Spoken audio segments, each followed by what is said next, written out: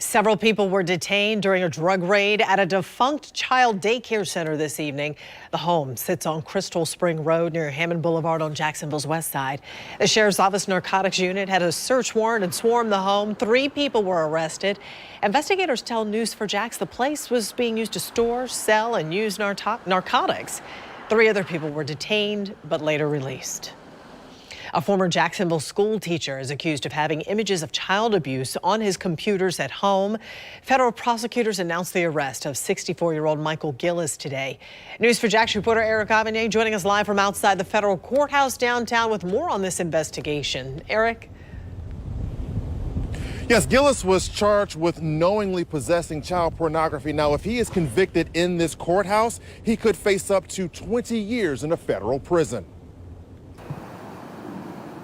It was inside this home where federal agents say 64-year-old Michael Gillis had been using both a laptop and a desktop computer to go onto both the dark web and the open web where he downloaded child abuse images. According to this criminal complaint, the explicit images came from a file share network that mainly included images and videos of young teenagers, but also explicit material of children as young as 3 years old. Investigators say Gillis was very cooperative, gave them the password to his computers, and confirmed to agents that he had hundreds of child abuse files that were clearly labeled. Investigators also say Gillis admitted to viewing child sex abuse images for 15 years.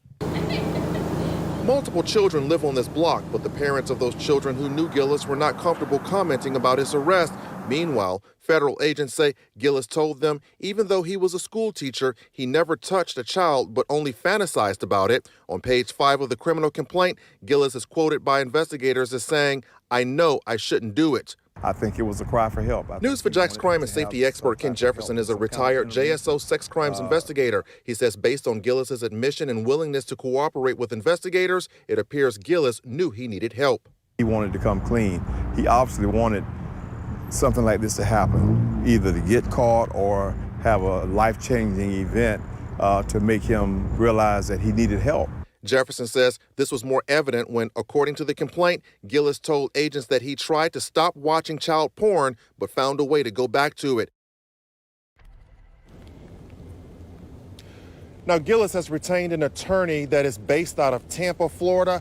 We did reach out to that attorney's office for comment, but was told that the attorney was not available. Reporting live from outside the federal courthouse downtown, Eric Avignon, Channel 4, the local station. So, Eric, what do we know about Gillis's history as a former school teacher? Well, we know that he worked as a school teacher in the Duval County school system from 1991 to 2007. We are still awaiting his personnel file to learn exactly what school he taught at and what grade. Reporting live, back to you. All right, Eric Avignon, thank you.